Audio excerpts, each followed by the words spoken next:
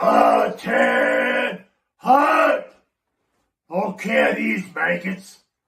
This is Sergeant Slaughter, and I've been informed that there's some kind of Cobra Convergence happening here, and I, Sergeant Slaughter, have come to put a stop to it. I've re-enlisted with the Joe team. Hey, Sarge. What? Fan event. What? Fan event. Fan event. Fan event. Fan event. Oh, fan event. Well, why did you say so in the first place? The Cobra Convergence is a G.I. Joe fan event. Well, I'll allow that. So carry on. But you, Hooded Cobra Commander 788, I, Sergeant Slaughter, am keeping an eye on you. Is that clear, slime ball? Okay, Zazel, I'll let you get back to your show. I've not used this before, so I'm just trying it out.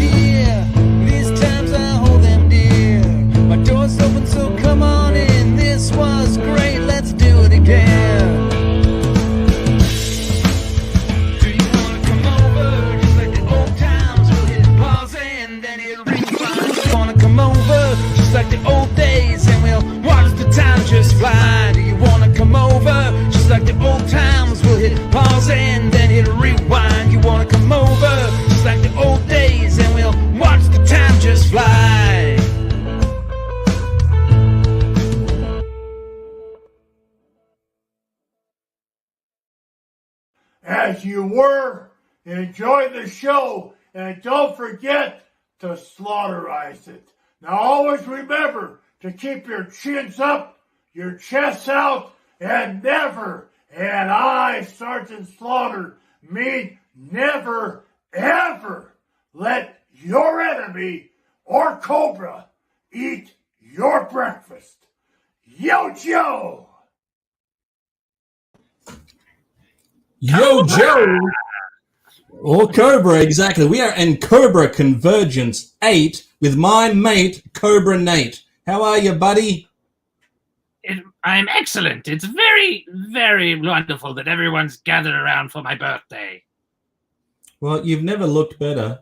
And in fact, I've often said that you look good in the hood. Yeah. Guys, I'm just kidding. It's just me. It's just Nate. What? Totally had you fooled. We could have, if I was pre-warned, we could have done a bit, but instead... There's no time. So this is Cobra Convergence 8, kicking it off here with our show, which is the O-Ring a Bell, a real G.I. Joe show, but bringing it to you Cobra Blue this time. I was hoping you were going to wear the thing for a little bit longer. Put it on. Put it on. Put it on. Yeah. At least while we introduce our guest. Might have better ratings. No. We'll take the shirt off, but leave the hood on. All right. As Cobra Commander, you can introduce our guests. Which one's going first? Would you like me to just throw one up and then you can wing it? All right. First of all, we have in Cobra Blue our buddy Gaz. Gaz. Hey guys, what's up? Hey? The legendary Gaz. Cobra Commander. My buddy Zaze. How are you, mate? It's too early. All right. Now, without me giving any further introduction, I'm going to throw the next person on onto the screen and do your best intro there, please, Cobra Command Nate. We have Phil from Treasures for Trigger. I'm wearing my my one and only G.I. Joe T-shirt.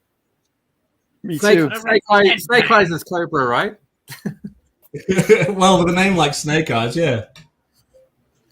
All right, this is going so well. Let's not lose this epic momentum and throw in our very special guest, the man of the hour, the reason why this is even happening at all. Bryan, a.k.a. the Hooded Cobra Commander, wannabe 788. Gentlemen in the top middle, I don't recognize you. I'm not placing the face. Yeah, the face rings. The voice rings a bell. Yeah. Oh, ring a bell. Hey, Nate, what's this? What's this show that we do? It's a show where we take a look at O-ring figures because I have no idea what I'm talking about when it comes to G.I. Joe. And you know what they say? Because knowing is half the battle. Space Commando. We love a good clip. We do love a good clip. So how are you, fellas? Nate, thanks for joining us. Gaz, looking good. Phil, oh my lord, that haircut. Woo! And Hooded Cobra Convergence. Bryan, thank you very much for joining us. We'll say hello in the chat real soon. But just to kick it off, we're probably going to get through such a lot today. And we're talking about Major Bludd. Nate, have you got any idea who Major Bludd is? No. Good. The only thing I know about Major Bludd was like there was a Robot Chicken sketch where they did like an office style, like The Office, but Cobra headquarters, and he was the bridge between the peons. Perfect. That's all you need to know about Major Bludd. In fact, that's pretty much his whole character. So what we'll do is we'll cut to the intro because we love it. We love a clip. We'll cut to the intro and then we'll look at the chat. How's that sound? Sounds good. Perfect.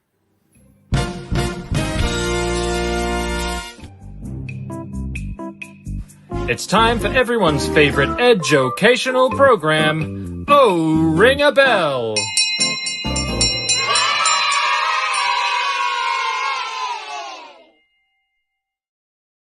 Yay! All right. We went off the rails for a little bit, but I think we're going to bring it back. We'll say hi to the chat real quick. Ring a ting ting, got a blood nose. Uh-oh. Can you hear fireworks in the background? Can you hear it? Can you hear it? Territory Day, isn't it? Yeah. There's fireworks. I asked them to do it especially for Bryan and for Opening ceremony. Yeah. Gaz was pulling double duty by throwing in a Cobra in the chat. Same for Phil, doing the same thing. We got Keep On Collecting, the Cock Boys, saying, good evening, Nate, Zazel, and Bryan. Sorry, hey, Phil and Gaz, you don't get a hi. Sorry. Clever. Not happening. TJC, good morning, Legends. He's having an anniversary video coming up soon. Hey, did everyone like that Sergeant Slaughter intro or the repurpose from last year's? Fan event. Fan event. Yeah. Kimbo's in the house. Hello, everyone. See, that's how you do it. Hey, Kimbo. This is how you do it. Wilhelm, Toy and Hobby. Hello, friends. How are you, buddy? I had a great live stream today. Have I caught up with everyone? Toy Polloy is in the house. Hey, guys. Looking forward to a great chat and amazing month of Cobra Convergence. I don't know about a great chat. It's gone off the rails already, but we're going to give it our best shot. That's my bad. It's normally a little more subdued. No, first of all, your hooded how am I going to word this? Your hooded features only amplified the intro. I was just thrown off guard and just ruined the whole thing, but I loved it. I thought it was great. That was way more effort. So everyone's wearing something Joe, but I brought a Action Force hat to represent Space Commander. Someone's got to be the good guy. It can't all be bad guys. Close enough. So, Cobra Convergence 8 kicking off here at the Slaughterhouse. There is going to be 30 days of Cobra excitement. Woohoo! I can hear the fireworks now, buddy. Pow, pow, pow. Timed it well. Timed it well. Timed it well. Now, if you do want to know who else is taking part, there is a link in the description as well as the link to Hooded Cobra Commander's channel and Nate's. I will add Phil's after the show. Wasn't sure if he was going to be able to join us, but here he is. Not that I shouldn't add Phil's links anyway. Go check him out one time, won't you? Ooh, I've got a clip for that. Hang on. Oh, we do love a clip. Check it out one time, won't you? I think I've exhausted all the clips I'm going to use. But today, right here, later on in the day is also Adam from Go Figure. I think he's also sharing today's time slot with me. But today on O-Ring a Bell, we're looking at another Australian, Nate. We've only bloody gone and done it again. We've only gone and found another Aussie. I don't believe you. It's maybe this is all. Maybe I'm lying in Cobra colors, right? Maybe I'm throwing a red herring in there. I hope so. So I'm gonna do what I normally do, and I'm gonna throw up the card first. All thanks to 3D Joe's. Link to 3D Joe's is also in the description. Do check them out. The best place for GI Joe stuff on the interwebs. But I'm gonna throw up. When I throw up, I gotta think of better words to say. I'm going to show you the carded image of Major Bludd, but I also do need to say that this character came out in a much different way before he came out carded. He was a Mailaway, but we'll get to that. We'll get to the Mailaway section a bit later on. Best month of the year, boys. How are you, Greg? Thanks for joining us. I'm going to move myself to the bottom so that people's faces don't get covered up. All right, here we are. Here we are, the mercenary, Major Bludd, the enemy. Yeah, thanks, guys. Look at that. Good man. Oh, that's it. That's how you do love it. you, Guys, guys. You are the best. Legend. So what I like to do with Nate is show him the carded example of a G.I. Joe as you would have seen it on the pegs, right? And ask him if blindly, like we did as a kid, right? We didn't know all the characters straight away. You know, we had the cartoon coming along in the comic book, sure. But sometimes a character would just show up on the peg that we had no idea who they were. We're like, wow, okay, this is pretty cool. So with that in mind, Nate, looking at this with no other prior knowledge of Major Bludd, would this have been a character you think you would have picked up as a kid? Yeah, I think so. Eye patch, mustache, gun, the Holy Trinity. It's right. It's all there. Yeah, don't call him Snake, but the epic mustache, the eye patch. You're right. That is all right. That's enough. We get it. Overboard. They're not fireworks. Hazel lives in a bad neighborhood. If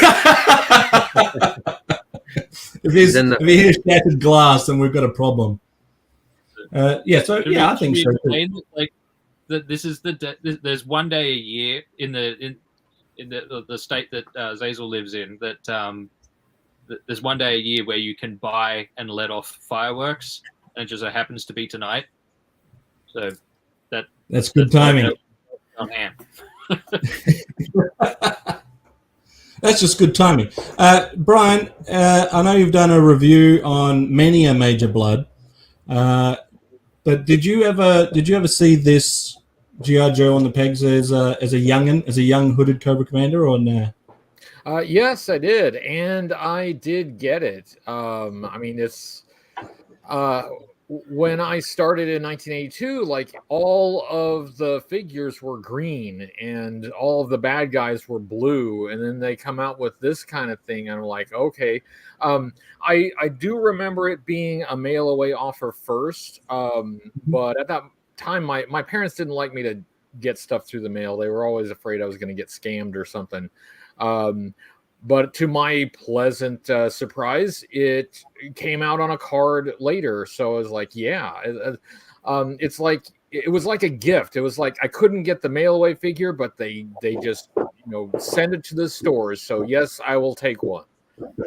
It's actually pretty interesting because it was like the next year, right, that it came out on a card.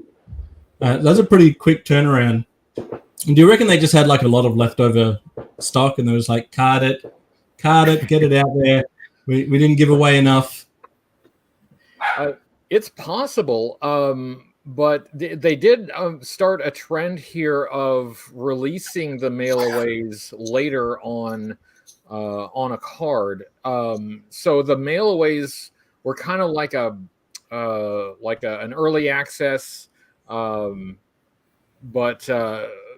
I mean, I just kind of expect at this point, so they did this with Duke as well. I kind of expected, well, if they do a mail-away figure, eventually we'll just get it on the card, right? Not always the case, as we found out later. But yeah, this I think this one was the start of the trend of re-releasing the mail-away figures on a card. There was also the beginning of the trend of the swivel arm. So this was the first figure that they released with the swivel arm. If you got it in the mail away, that only relates to one of the arms, though. Yes. As we'll get a closer look a little bit later, Nate, there's a little something special with this guy's arm. So we'll just do you want to let the Keep on Collecting fellas know what Cobra Convergence is, Brian? They're not quite sure. I failed at my job of explaining it. Cobra Convergence is a month where G.I. Joe fan creators create special content related to Cobra throughout the month of July. We have a calendar of presenters. If you look at hcc788.com, it's my initials are hcc788.com with a link is in .com the after description. it. The calendar is there. We have presenters every day in July. And so it's just a great time to find some G.I. Joe content that you might not know about, or for some of your favorite creators to just do something special related to Cobra. And also, a lot of times we do collaborations and crossovers and stuff like that. So it's a month-long celebration of Cobra, with a bunch of fans who like to talk about it. And talk about it, we do. I want to say a happy 1K celebration to the Keep on Collecting channel. They reached 1K. Tremendous milestone. But also, do check out their celebration video where they have a party on the flag. So check that out one time, won't you? And then while you're there, subscribe to it and keep checking it out. Don't just do it one time. Do it more than once. And did the mail-away come with the awesome paint scheme on the card? No, it came in a bag. It came in a little baggie, like Sarge did. And, TJC will be joining us for Cobra Convergence too. So, Brian, did you get any of the mail-aways at all, ever? No, not when they were actually mail-aways. Like, I did pick up some when they were on the cards. But like I said, my parents didn't... Like, at the time... there was no internet. You would get a money order and mail it and cross your fingers and hope that someday in the future you would get something back. And my folks didn't like that idea. It's like, no, you're throwing away your money. Right. So no, I didn't get any actually through the mail, which is why I didn't have the hooded Cobra Commander figure because much to my chagrin, they did not re-release all of the mail-away figures on card as I was hoping and expecting that they would. So, like the mail-away Sergeant Slaughter never came on the card. Yeah. So I don't know. I might have begged to get at least one because I had friends who had the hooded Cobra Commander figure, and that figure always had kind of a mystique about it because not everybody had it. I didn't have it, so that's why that figure was of particular importance to me. But no, I never got any of the mail-away stuff, which at the time felt like I wasn't in the club. I wasn't I wasn't the big fan. The kids who are the real big fans, they'd get all the Mailaway stuff. Ah, boo! That's not true. Big fans don't have to have the Mailaways. I didn't get any of the Mailaways. Here in Australia, I believe one of the only ways to get the refrigerator was through an ice cream promotion, where you had to buy a certain amount of ice cream packets or sticks or something, and that's how you got the fridge. But I never did see a Mailaway offer, at least not as far as I can remember, of the Sarge ever coming up. And I don't remember ever seeing Major Bludd, at least not this version. Cobra Convergence commences on Canada Day. Coincidence? How many more C's? You know, being Australian, we could throw another C in there, Nate, but we're not gonna. He gets it. So does anyone have this figure in their collection today? Me. Phil, big old Phil, right? Oh, yeah. And Gaz throwing it up there. So Gaz, can I take this opportunity to say that Major Bludd was one of the only one of 11 Cobras to make it into the Takara line. So I know I'm beginning to be the guy that just flashes his Takara figures on camera, but we appreciate it. This is what the Takara carded Blood looks like. Nice. I've actually got two. Check this one out. This one here. Okay. How do we know he's in there, Phil? That could be anyone. By the paperwork. I have no idea how this would have happened back in the day. If this was like a misproduction, or if it's just sort of slipped into the front over the years. But it's a shy Major Bludd. It's a shy Blood. Major shyness. Can we have a look at the back of the card, Phil? Oh man, I love those cards. Nice. Can you open it, Phil? Here he is. Open it. Nice try, buddy. There he is, down right in the front. Old Blood. Yeah, front and center. He wants to be free. Is he still Australian though? In the Takara version, he is still from Australia, but it doesn't say which city he's from. It just says he's from Australia. So, well, we're about to have a look at the file card. What we do around these parts is we get old mate Nate to read the file card. One, because I'm lazy, and B, one, and then B, two. Nate's got to do something around these parts. Yeah. But here is the back of the card. Quite different. We won't get you to read this tiny print. I will blow it up. But it's quite different, this file card, in comparison to the one that Phil just showed us in the Takara version. Miscarded figure is great. Very unique. Yeah. Isn't it? It's so cool. So. Yeah, it's awesome. He's a keeper. You should open it and let's have a look. Yeah. Open it. Keep trying. Phil, someone's going to open it eventually. It might as well be you. True. Maybe next year in Cobra Convergence. I'll give me another 12 months. As kids, you wouldn't have given that a second thought. You would have just popped that bad boy open. Exactly. Yeah, you would have been gentle with it. So we'll have a look at that. Yeah, he really tears into them. We'll have a close look at the file card. Lucky for you, Nate, there's actually two file cards. So you're going to be reading quite a bit today. Let it breathe. Yeah, exactly. Release it from its carbonite. There we are, Phil. Not Phil. Sorry, Phil. Sorry, Phil. But there you are, Phil. Have a look anyway. Nate, there you are, mate. If you want to have a look, give us a read of this mercenary known as Major Bludd. Code name, Major Bludd. File name, Blood Sebastian. Primary military specialty, terrorist. Secondary military specialty, weapons and tactics. Birthplace, Sydney, Australia. Wait a minute. Sydney. That's not how you spell Sydney. Yeah. Is he even Australian? Sydney. That's how New Zealand pronounces Sydney. Sydney. Where were the Olympics held at? Sydney. Moving on. Bludd received initial military training in the Australian Special Air Service. Later joined the French Foreign Legion, worked as a military advisor in a number of countries, and is currently wanted for crimes in Rhodesia and Libya. Proficient with every form of infantry weapon in current use, Bludd has a tactical mind like a steel trap. Qualified expert, all NATO and Warsaw Pact small arms. Major Bludd writes poetry badly.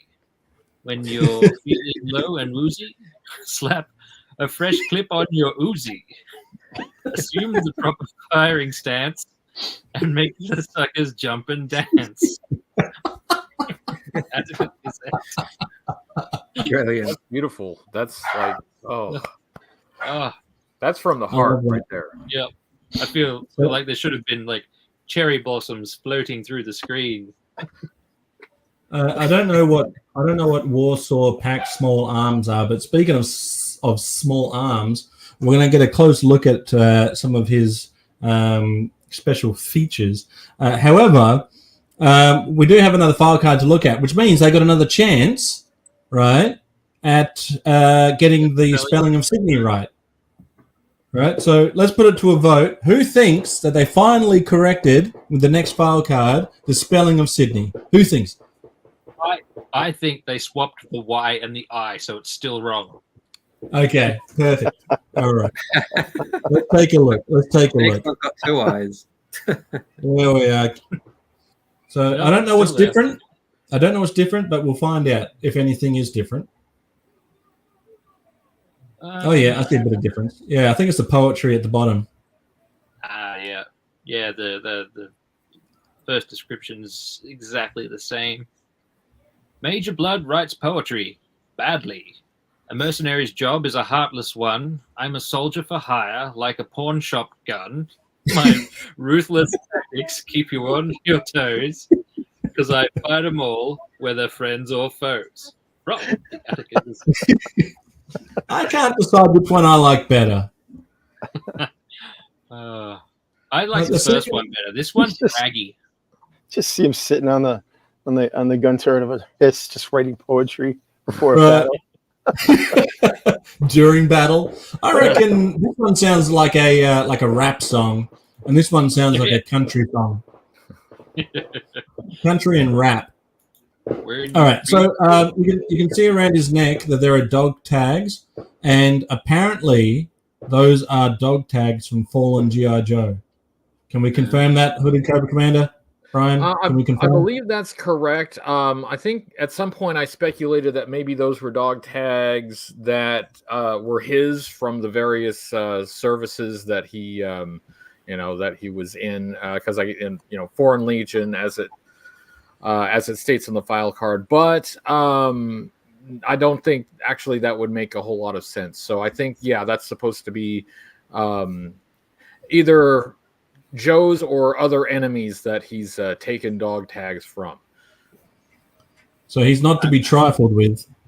Bad man. Yeah, he's a bad guy. He's a bad guy. Right, let's have a look at the action figure a little bit closer, shall we? There he is. He makes my blood boil. It's the Aussie from Sydney in all his glory. So the thing about... You dig it? I dig it. Yep. The thing about this guy, Nate, is that the arm that's in all black does not have a elbow. It's just a one straight arm, only moves at the shoulder. Yeah, okay. But looks pretty cool. Is that the swivel action thing that it had on the wild card, or is? So that'll be the regular G.I. Joe arm that he has on his left. That one's got the swivel, which is pretty cool technology. The first to come with it. They only tried it They only went halfway with it though, just in case. All right. If nobody was in on it, they're like, "No, we're not going to go all for it. We're going to just give it a bit of a try." Is Bludd the only figure with that feature? Are there any other figures where the elbow doesn't move? Yeah, those lame space ones with the rocket launchers. Deep yeah, that's what I was going to say. Like, I can't think of any other than the ones that had rocket launchers for arms. Well, yeah, I think Deep Six only moved his arms like that, right? Oh yeah, that's true. Yeah, yeah. Oh, okay. Yeah, thanks, Gaz. Someone here knows G.I. Joe. But he can't move his legs, though. And he doesn't have an O-ring, so it doesn't count. Well, all right. No, you're right, Gaz. You got this. I don't know why I'm picking it apart for you. You obviously won this round. stop being a jerk, Hazel. Hey, what's wrong with me? What's wrong with me today? It's Cobra Blue. I'm allowed to be a little bad. I didn't spell Sydney incorrect, okay? Don't blame us on me. I'm lashing out. I'm sorry. I apologize. I'll rein it back in. I do like the colors, though. The brown and the black, I think is fantastic. Brian, do you know if it's a cybernetic arm, like a robot arm, or is it just like a armor piece? I'm pretty sure it was originally supposed to be like a cybernetic arm. It's sculpted that way. Like if you look at the figure, the hand is not a normal hand. It's like got like two fingers and a thumb that are kind of gripped. But that like it kept flip-flopping in the media. It would be like just an armored arm or a robot arm. It's like they couldn't decide what they wanted it to be, so it's sort of undefined. But Right. But as it's sculpted on the figure, there, it's a robot arm. I mean that's not like a normal hand. Yeah. Right. Gaz, Batteries I'll that have offer. pretty serious birth defect. Oh yeah, like a claw game. Oh, Spock. Yeah, live long and prosper. Before they ruined it, Gaz, I will offer a formal apology for my bad attitude, and by doing so, will you? If I go solo on you, will you show us Major Bludd's arm in close up? Oh, sure. I sucked in. I didn't mean it. Oh yeah, it looks like a Ninja Turtle hand. Oh. Take my strong hand. To me, this always will be in a cybernetic arm. Yeah, yeah. It's not in armor. He got his arm blown off in a conflict, and became this cool ass Winter Soldier Cable guy before Winter Soldier Cable were a thing. Yeah, that is cool. There's the back end, so he's got the typical hole in the back for the backpack.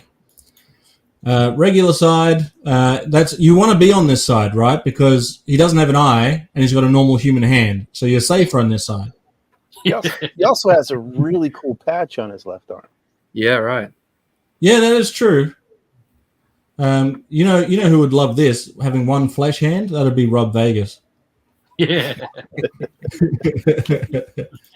Daredevil Dave. Hello, gents.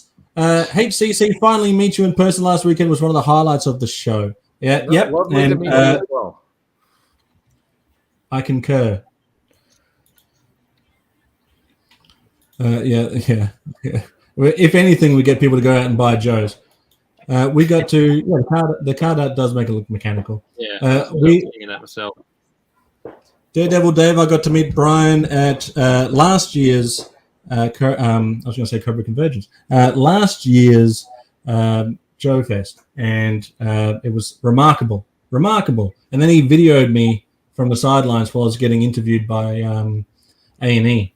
I was enjoying watching you be a celebrity. I mean, you come all this way, and the media like flocks around you. That was good. I liked it. It was. I was enjoying it vicariously. I was super excited to see you and was happy when that interview was over so I could turn around and give you a great big Zazel hug. You don't want to get a great big hug from this side of him, though, because it's where his good eye is and his bad arm.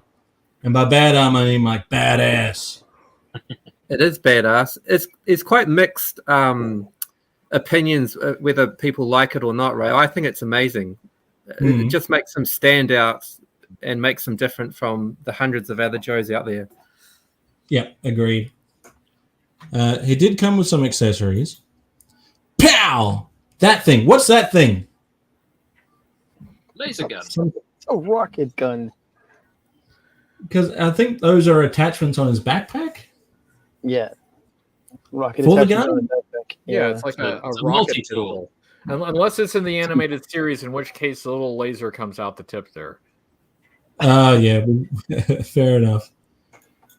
But yeah, this is just such a dynamic figure. I don't own it, but I want it. Not only because he's Australian, but just because he could have been the big bad, right? Cobra Commander is pretty perfect, right? Destro's got his own unique look, but this guy is, he looks like he could be the big bad. And I could be wrong, and I do need to be fact checked on this. Fact check? I do need to be fact checked, but I also need to be fact checked because I think that Major Bludd might have been the first major Cobra character that we see in the cartoon, in the miniseries. I could be wrong. That's a good point. He was flying the jet when they attacked Cobra headquarters. I think you may be right about that.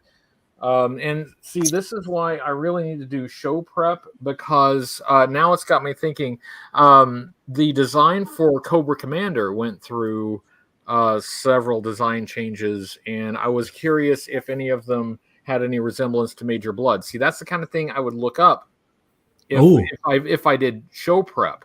And now I'm looking around for a book that would have that information, and I don't have it. So anyway, that's a teaser.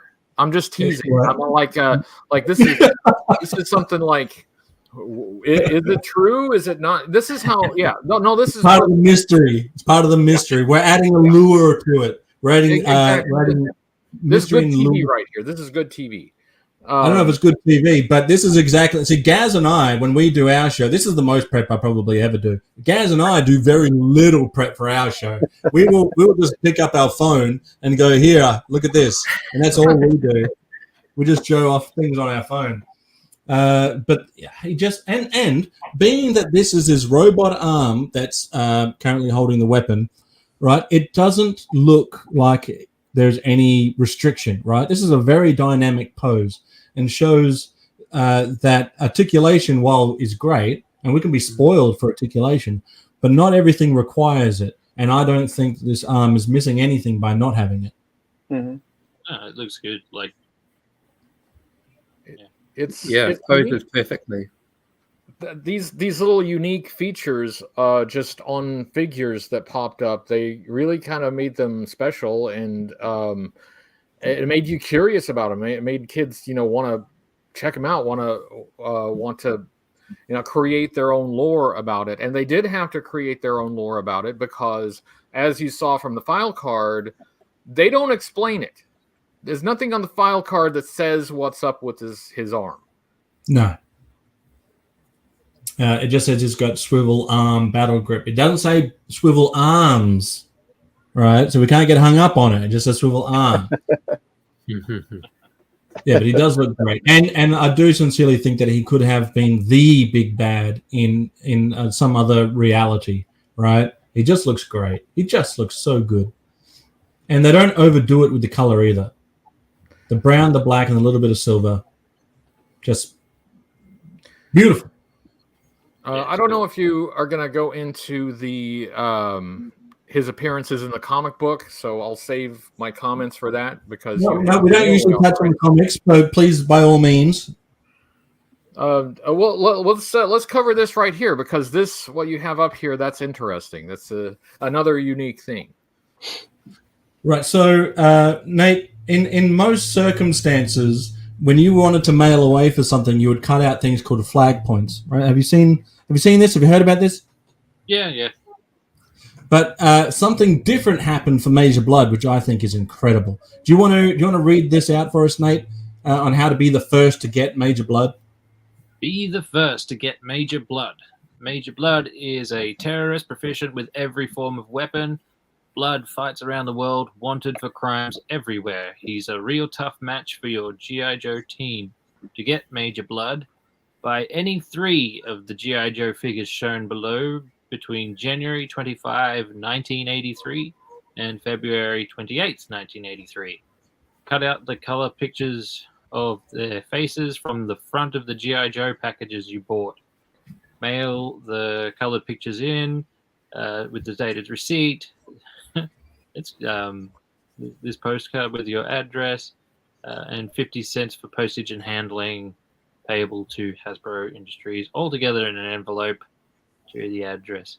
So you had to cut the face out of your card back. You had to cut the faces off of the G.I. Joes. Just the Joes. Cut their faces off. That's brutal. Messed up. Buying three figures within a month, that's a lot of pressure on mum and dad to get out there and, buy your G.I. Joes for you. It is straight after Christmas too, That's true. That's why they did it, though. That's why they wanted to give people a reason to have to go out and buy these again. They didn't have all that many characters out by this point. The first couple of waves, and I think Kirk Bozigian has talked about this. This was like for Hasbro, it was like printing money. Because now, like, if you threw away those packages, like most kids did, now you like, if you want Major Bludd, you got to have those cards. So if you saved the flag points, like some kids may have, no, not good enough. No, need the faces off of the front. So yeah, that was it. Was they knew what they were doing? That they knew what they were doing. Well, hold on. Is it the faces or the image? Because it says the color picture. Right, but very specifically, though, what does it say? This is from the front. Yeah, from the front. All right, yeah, you're right. You're right above it. My bad. Of faces from the front of the G.I. Joe pack. No, it's all right, guys. We love you. It's all good. I'm not having a go. This is not. It's very early in North America. You got to cut us some slack. Yeah. Fair enough. But curious. So I wonder if people tried to get away with cutting the face off the file card as well. So cut the file card face and cut the face off the front of the card. But it does say from the front of the G.I. Joe package, not from the file card. But I mean, you could probably try, right? Yeah, I mean, if I would try. I mean, what's like somebody at Hasbro going to be like? No, we're not giving this child his toy. Right. Yeah. But Brian, your mum and dad wouldn't even give you 50 cents for postage, though. That is true. That's so. I thought you were going to get ripped off. Theoretical child who had a better childhood than me. I guess. Yeah, I guess. I need to calm down. What is wrong with me today? But I guess you can't really. And this is a good point from Greg. You can't really army build the Cobras because you had to rebuy all the Joes. But at least some of the Joes in this era were mostly Green Army men, right? You could get away with it for the few. And some of them were repainted anyway, like Zap and Grand Slam. So it's any three, right? So any three, and he has what? 3 dog tags around his neck. Well, on this picture, he's got 3, 4, 5, 6, 7. Oh, never mind. Well, how many have we got here? 1, 2, 3, 4, 5, 6, 7. So 2 gets away. Yeah. Can you imagine at Hasbro, someone just had a little paper bin full of G.I. Joe faces? I'd love to see that collage. Yeah. Oh, here's a question. Here's a question for Hoodie. Yeah. In your extensive Joe collection for the channel and buying all the variant card backs and stuff like that, have you come across any cards that were missing faces from '83? Surprisingly, no, I don't have any in my collection. Based on this, I thought that I would, but actually, and I don't know if anybody else, runs across these fairly common, but I didn't run across 82 card backs with missing faces. I don't know if that's because, at that point the kids were like, all right, this thing's missing a face. I'm just going to cut the file card off and chuck it. But yeah, that I don't run into that as often as I expected to. I wonder what the success rate of this Mailaway was in such a short time too, right? Yeah, that's very brief, and that's probably a Kirk Bozigian type of question. At least the impression that is given is that it was successful. I mean, they did very well in those first couple of years. Well, they did well after that as too. But like the Cobra Commander Mailaway apparently was a big smash. The Duke Mailaway. These things were really driving revenue and giving giving the kids another way to like interact and get stuff that was special. So my impression is that it did well, but I don't know. I haven't seen actual numbers on that. But the employees seem to imply that it did well. What that makes me think, though, Brian, is that they probably had already planned on bringing it out carded, but they wanted to clear some stock already, right? The best way to clear some stock is to get people to buy something because they feel like they're going to get something free. So they probably, unlike Hooded Cobra Commander, they probably already planned on having Blood come out later, which is a great marketing tool and a great way to get some more sales. But Nate, parents weren't happy, did you know? Parents weren't happy and kids weren't happy that they saved all these flag points and now had to buy more toys if they didn't already have the cards left over. And so Hasbro had to pivot. They had to pivot and send out an explanation in form of this letter, which I can't read that. Can you? I'll try and read it. Can you read it, Nate? Because if you can't, I'll blow it up a little bit on my computer. You can? Perfect. Go for it. Yeah. All G.I. Joe team members are now on red alert. A Cobra Command spy infiltrated G.I. Joe headquarters and sabotaged a recent communication sent to you regarding a special Major Bludd offer. The Cobra spy has been captured, but there may be others waiting to play more dirty tricks, so stay sharp and be alert. Loyal G.I. Joe members like yourself contacted headquarters to ask, why must I buy 3 more G.I. Joe figures when I already have everyone? Why is a dated sales receipt needed? Can I buy Major Bludd? Why were flag points not used? The Major Bludd offer was a special one-time deal for G.I. Joe team members who do not own the entire collection. It was supposed to encourage them to buy 3 more figures to complete their collections, or for collectors like you to replace figures you may have lost or accidentally broke. The dated sales receipt was needed because offers like this are usually made for a limited time only. This special offer was made to enable you to be the first to get Major Bludd. Major Bludd will be sold in stores within the next few months. Finally, flag points were not mentioned because the captured Cobra spy caused our communication system to delete the words flag points from the offer. Your flag points are valuable. Do not throw them away. Great. Thank you for alerting G.I. Joe headquarters and helping you to uncover the Cobra spy. We are sending you a Major Bludd figure shortly.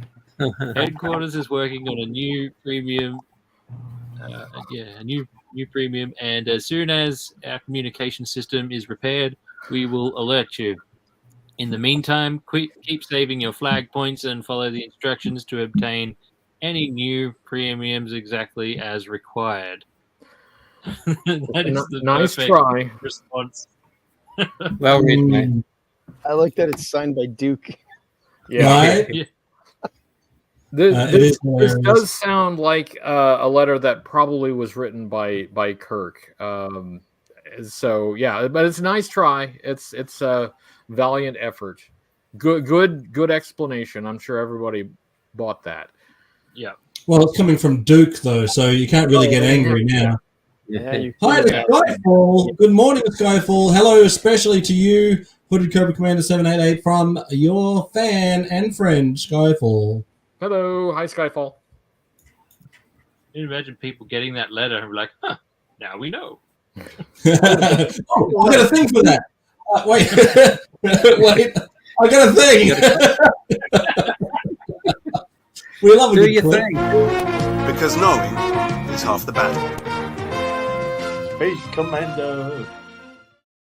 Come on, I have tricky words. this would have blown your mind as a kid, right? It would have blown your mind as a kid that you got a letter from Duke. Letter from Duke. Yeah, You yeah. would have ran outside. Look, Duke.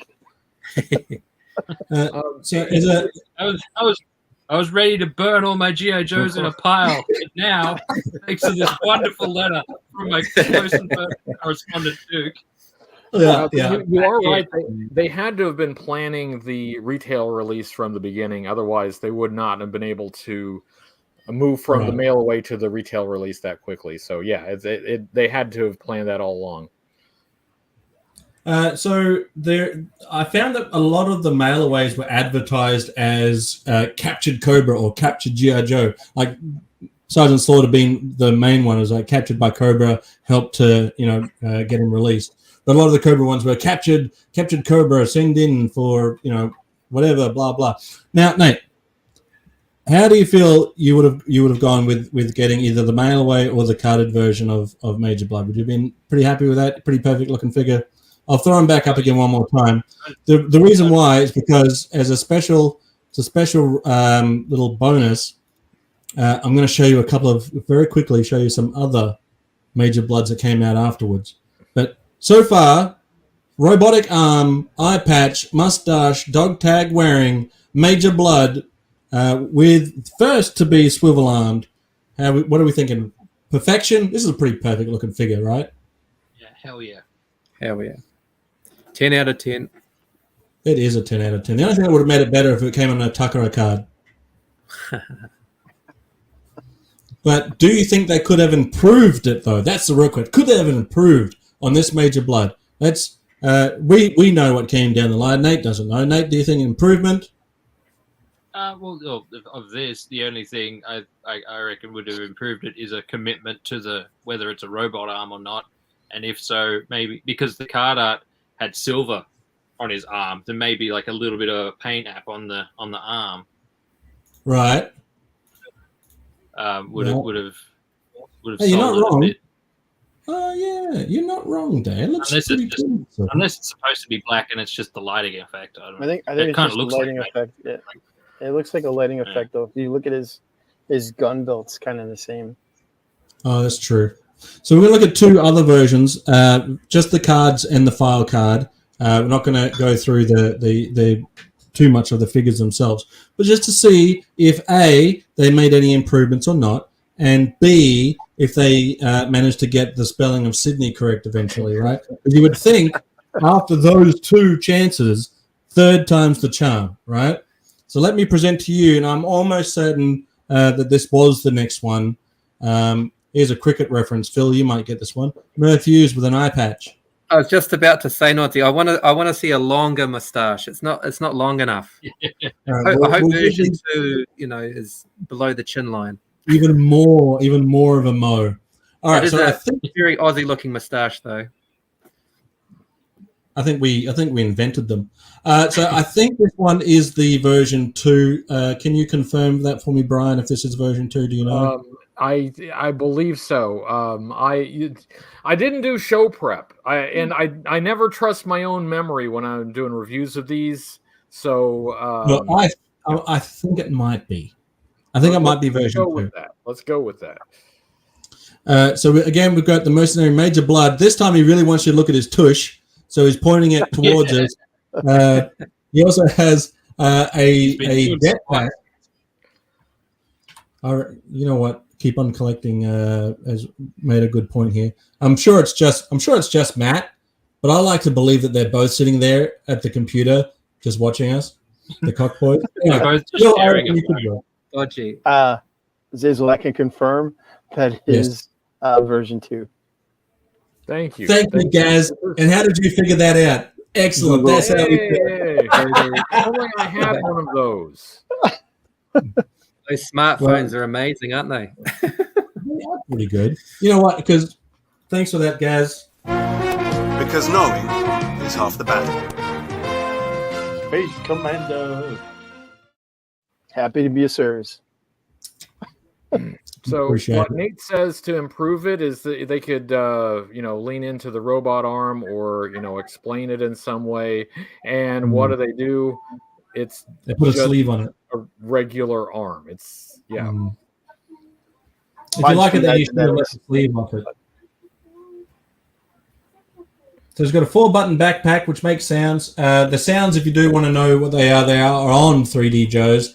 So go check it out, because knowing is half the battle. I was almost going to do it again. But we've gone through some of these sounds before when we looked at Road Pig, and they're pretty much the same deal.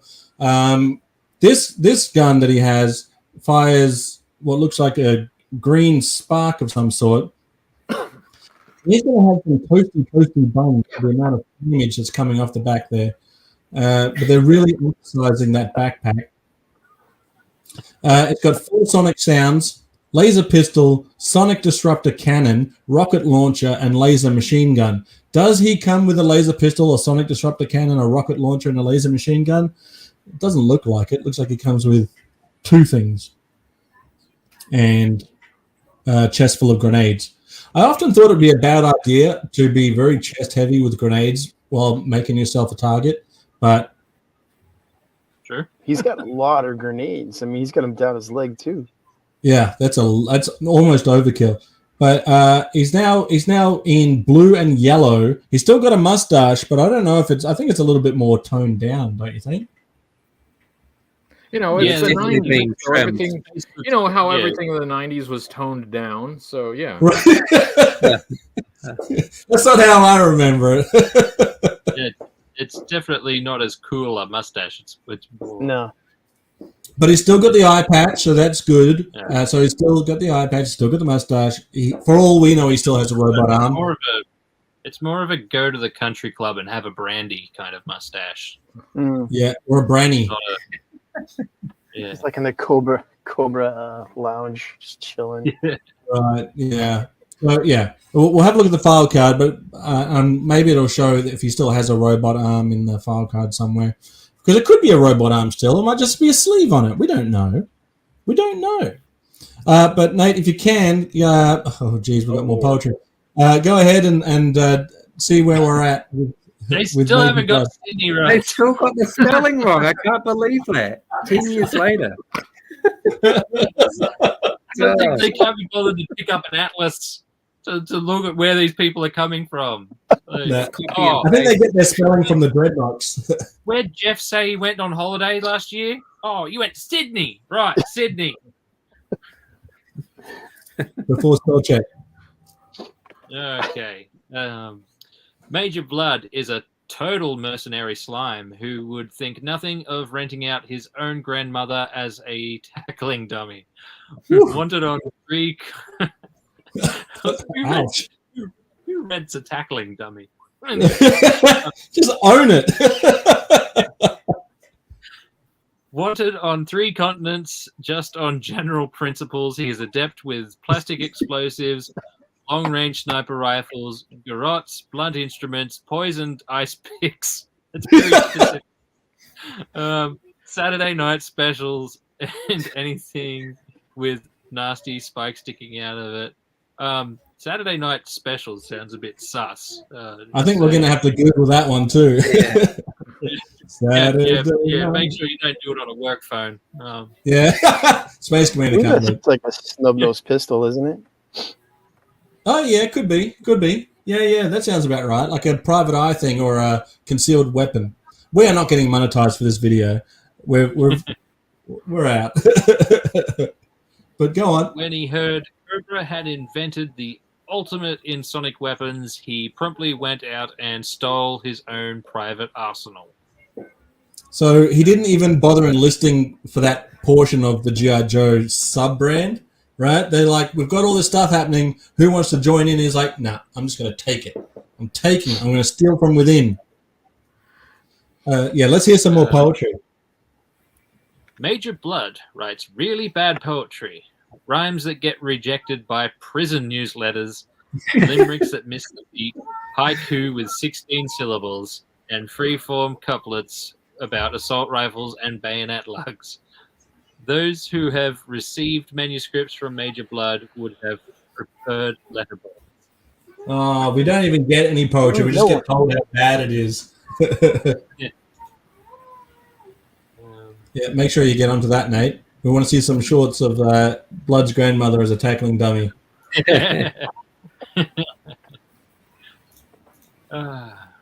Yeah, I agree with Greg. Bottom reads like Hammer. Oh, yeah, like I can see a bit of a mix. I reckon maybe they took it paragraph at a time, because some of it's good and then some of it's a bit blur. But they never did the Sydney part right in version 2. So, Gaz, did you find anything? Yeah. They're just small pistols. They're various from like old 20 style revolvers to those little like the gun that Scarlet has on her wrist. Oh yeah, like a Derringer. Put it in your back. They say they're made out of poor quality metal, also known as junk guns. Oh, there you go. And Daredevil Dave's chimed in with a 38 snub nose revolver. I used to get called a snub nose. And yeah, I like how they add in blunt instruments, poison picks, and spiky stuff, and he has none of that on him. Just grenades. No. Not that we know of. Joe Fan 84. Morning, everyone. On your way to work, have a good day. Hey, if you want us to ring in for you, Joe Fan 84, we can ring in sick for you. That is a service we provide. So far, no one's taken us up on it. Who decides who gets to be an expert on poisoned ice picks? Like, how many times has he done it? How many times has he done it? Did he do it once and then it worked? Yeah. So he's like, yeah. He's done it enough that he has his favorite poison ice pick. I am interesting though, because these file cards were, well, at least the ones that were written by Larry Hama, were cut down versions of the dossiers that he wrote to kind of keep track of the character. So I would like to see if anybody has the full version, because I'm curious if he wrote another poem for this that didn't make it a file card. I would like to know that. I don't know that, but I would like to. Well, I want a collection of Major Bludd poetry. Yeah. I've heard it described as the third worst poetry in the galaxy. Who's the first two? Just a little pocket, like a little pocket book of his poetry that you can bust out on date night. Yeah, right. Especially for date night. Good seeing you again, Hoodie. Thanks for meeting Mr. S. It was great to meet Mr. S. Please say hi to me and tell him to obey his parents as long as they're looking. That's great advice. Don't get anything in the mail. I think his name should have been Major Ice Pick Blood. Right. He should have at least come with an ice pick. We'll get one more look at that card before we move on to one more example. Now, we've got one more chance here, Nate. Yep. Brian, go ahead. A couple points. I'm sorry. Two points of order here. First of all, I'm glad that they specified sonic sounds. Thank goodness. Mm-hmm. Second of all, the grenades. Okay. Yeah. The silver grenades. I have this theory that when they were designing G.I. Joe figures, whenever they couldn't think of a detail to put on it, they just put a grenade. So this is like the prime example. I never got around to reviewing this figure, but my idea for reviewing this figure was to put a bunch of jingle bells all over. Does he have them on his arm as well? Yeah. He just all one on the arm. You know, at least they painted the grenades. But Hoodie, if you could just no longer do a Christmas card special. See what I can do. No longer has the robot arm. It's just a bunch of grenades hanging in a stocking. Just that's a blunt instrument. That's a blunt instrument. Scotty's here. Scotty doesn't know. I wonder if he I wonder if he writes some of his poetry on the grenades as he throw, before battle. You have to read it really quickly. Greg's come in with a save and has given us Major Bludd's poetry for this one. I fight with sonics, I fight with sound, and my enemies end up in the ground. Well done, Greg. That is official. Very nice. As far as I'm concerned, that is the official poetry for Major Bludd version 2. That's the best poem we've heard all night. Better than the foil card. Yeah, I will say this. I will say this about this figure. He goes great with that Dr. Mindbender. That was it version 2 Mindbender? Yeah, Right. similar colors, yeah. Hmm. The Mindbender leaned in more on the yellow, but yeah, similar. I much prefer the V1 color scheme, seeing as he's a mercenary. Right. Yeah, I agree. It doesn't make sense for him to lean fully into the Cobra uniform. If he's a merc, it's not that it doesn't look bad. I don't mind it. But. Well, that doesn't. It's not an improvement over this one though. This one's perfection so far out of the 3 that we're going to look at. This one's perfection. But I will say, as was often not the case for G.I. Joe in this era, at least they painted his grenades, right? It's not just blue or yellow. They painted them at least. Yep. So we're going to have a look at one more. Hey, G-Force Racing 20 here. 20 in name, but number 1 in our hearts. So we're going to have a look at one more. Will they get the spelling of Sydney right? Last chance. What do we think? Unlikely.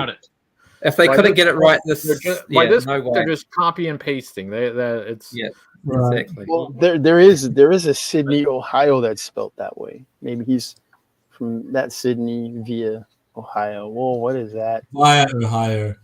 Here is the Battle Core Major Bludd Mercenary. Includes 7 weapons or accessories. So you get a lot of stuff. But I don't know if you can notice there, Nate. What are we thinking now? Get a good look. Is there anything there that might seem a little bit weird for Major Bludd?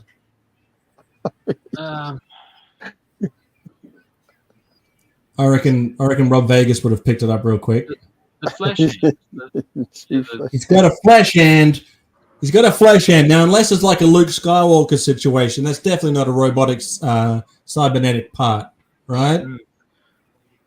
Yeah, and it's weird that one arm's got the cuff, the other arm doesn't have the cuff, so it's obviously got to be different.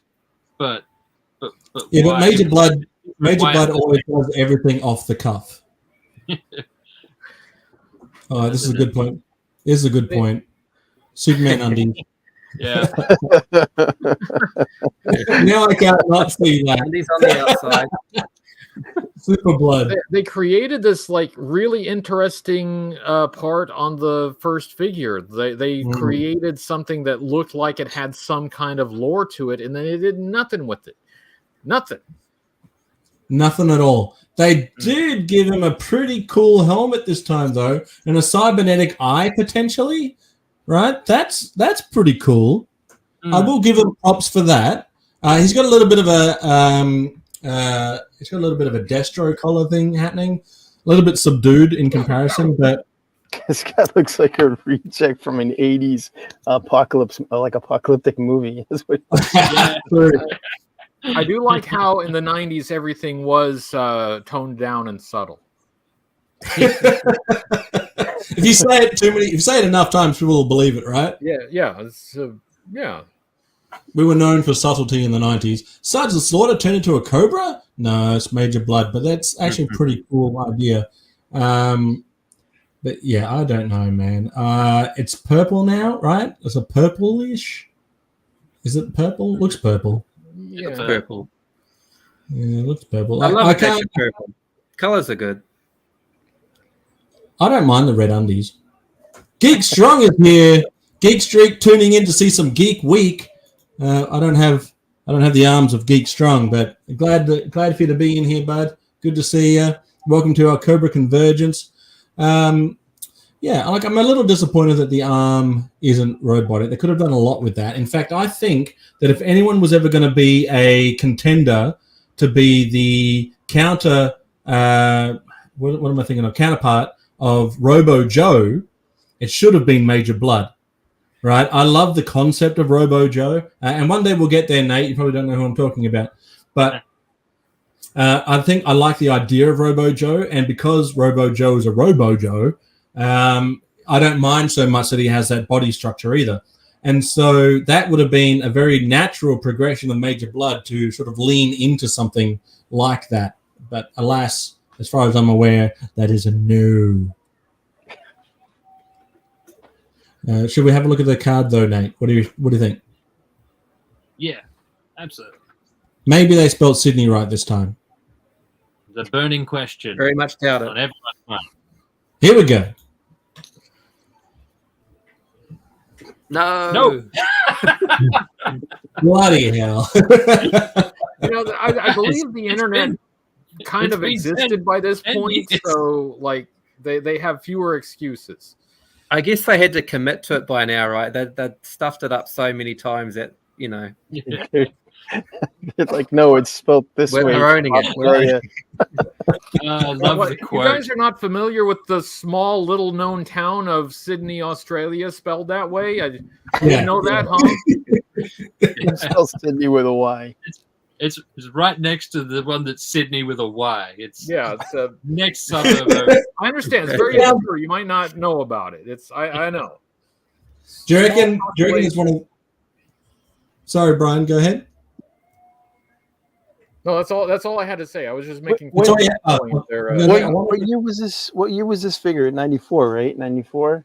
I'm getting from a comic book standpoint, I'm getting like a Rob Liefeld feel to this figure.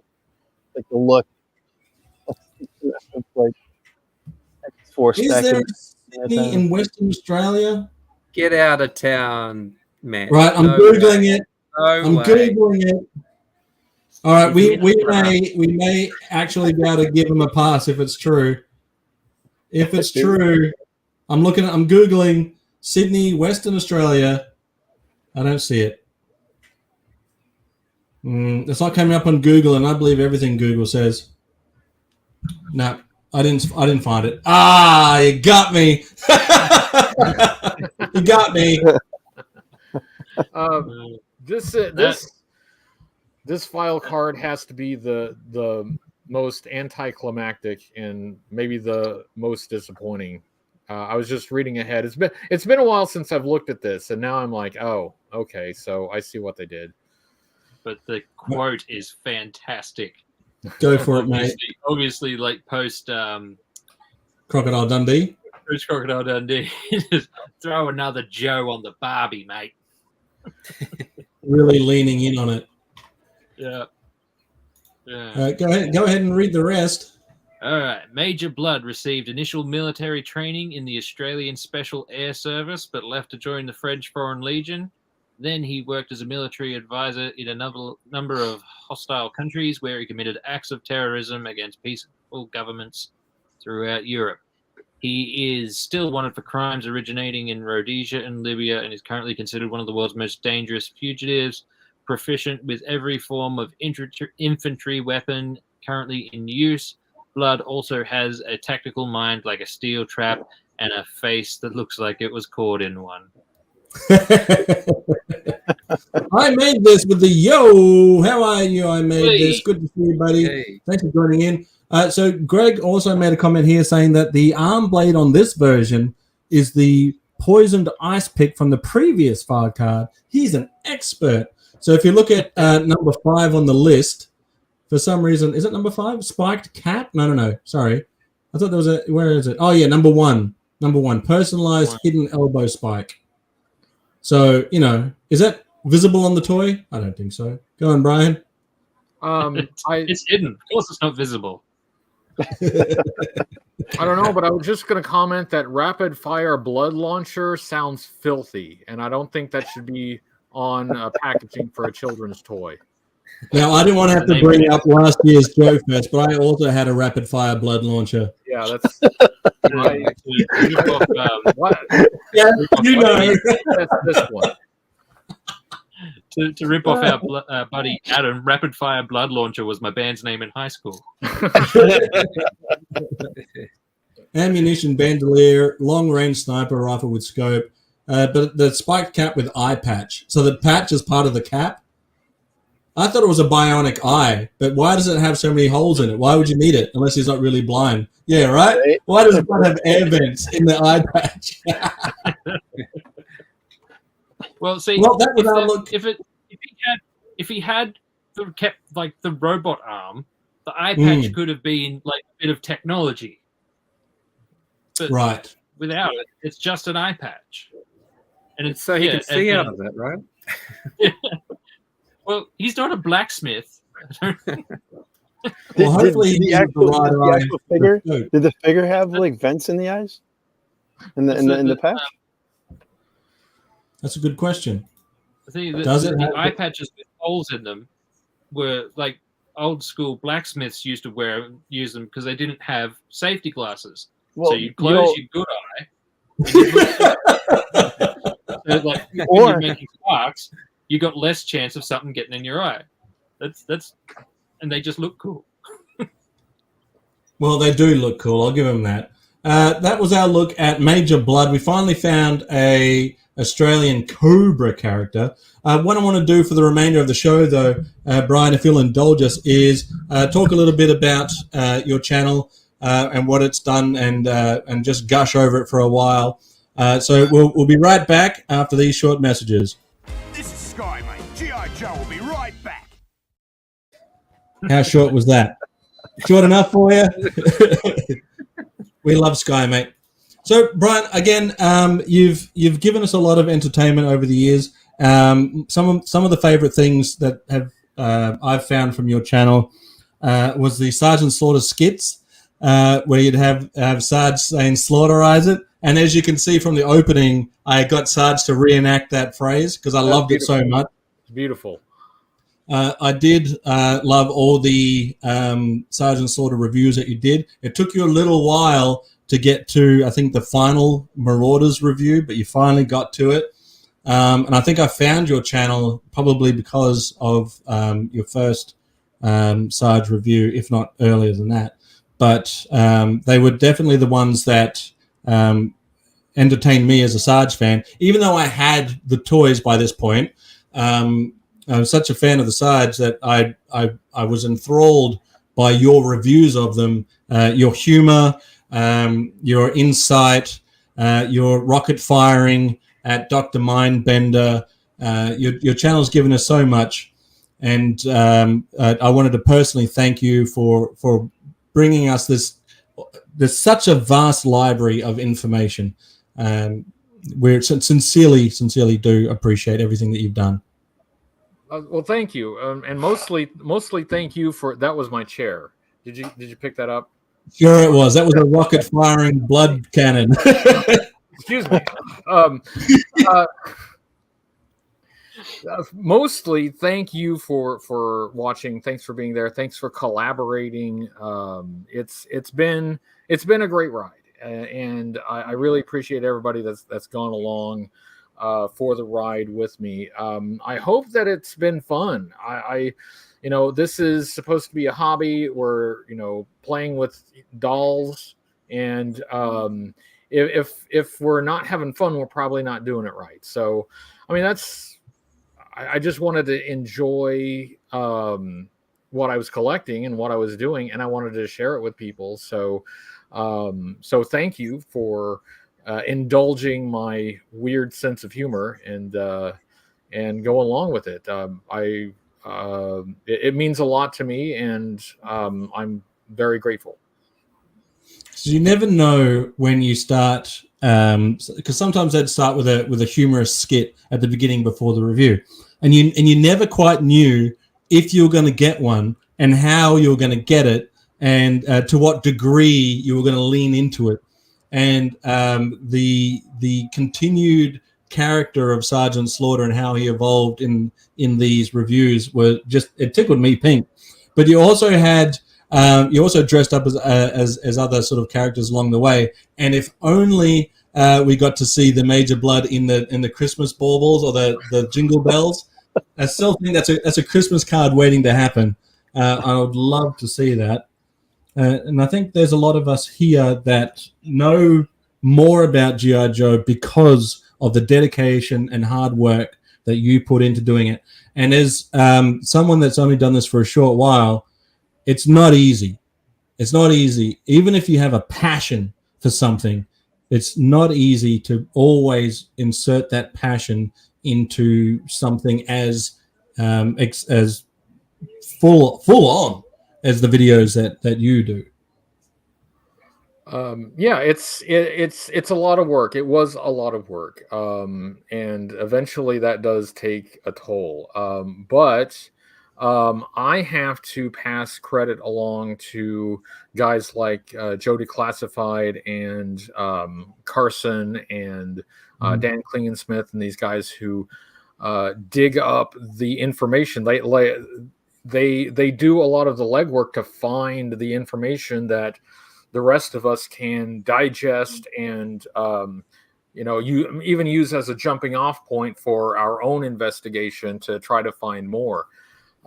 These guys are the reasons why we know so much about this toy line, because even before my time, they were going out there and contacting the former Hasbro employees, seeing if they had any material left from when they worked there, finding the files and the pre-production stuff. And so credit to them for making what I did possible.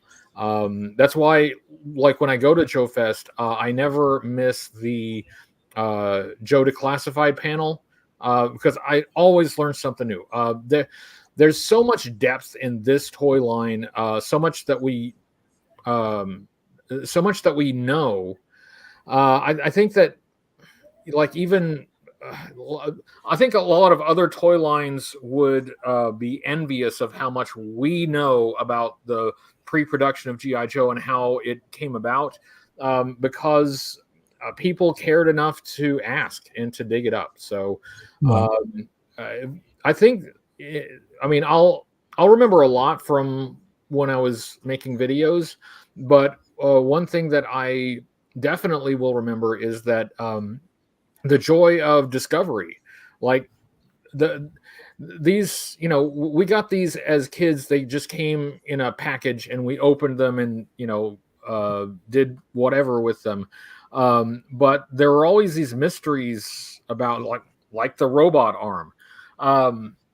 And now we can learn something about those mysteries. We can actually get some answers for those things that we always wondered about as kids. So it's been really cool. It's been really cool.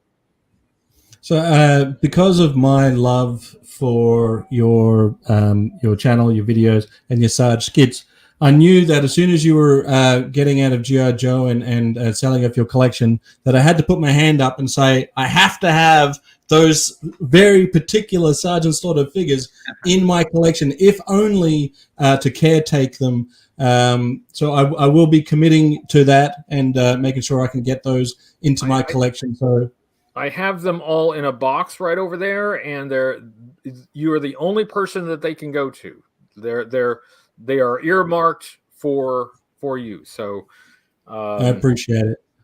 So I'll definitely make that happen, and only because I knew that I'd want to give them a good home, and I knew that because those videos had given me so much joy, I could only look at those toys and just smile, right? With looking back at those memories. And I still look back at those videos today. I looked at them again today, just because I was like, I love it when the Sarge does the slaughter eyes apart. But the rewatchability of these two, and because I know a lot about the Sarge because I'm a obsessed super fan, but videos like yours, which add the humor to it, I might not know something different, but I definitely get something different out of it. And we do appreciate it. And thanks for letting us be a part of Cobra Convergence 8 years this has been going on. Very, very much my pleasure. Thanks for being a part of it. I certainly, my part of it wasn't what I was expecting it to be this year.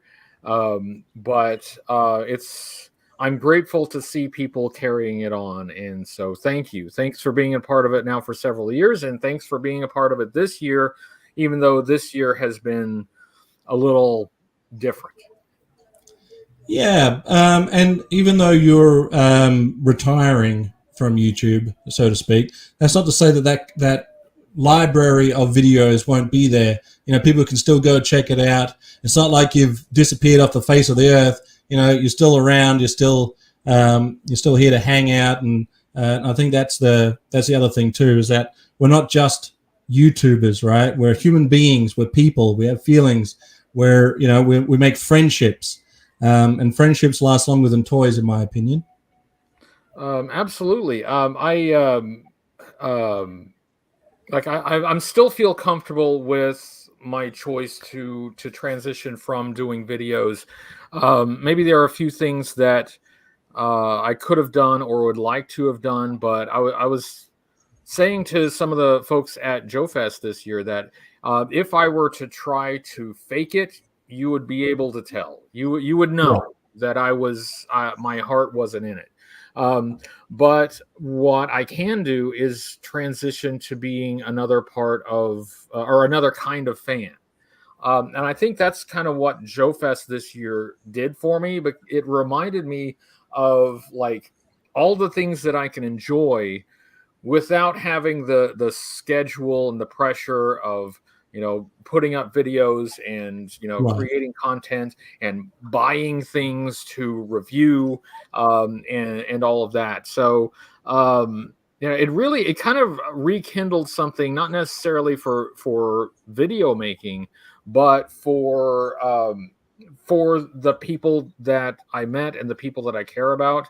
I think I would have enjoyed that event even if G.I. Joe wasn't connected to it, because these are the people that I'm close to. These are the people I care about. We say that Joe Fest is like an annual family reunion, and it really is. You have your Joe Fest family, or formerly Joe Con family, right? There's this circle of friends that you see once a year, I wouldn't miss it. So yeah, we're transitioning to being a different kind of fan, but the videos will be there. I'm not taking anything down. Everything that I did will still be up there, I hope people enjoy them. I hope people find them and get a laugh, maybe get some information, and just have some fun.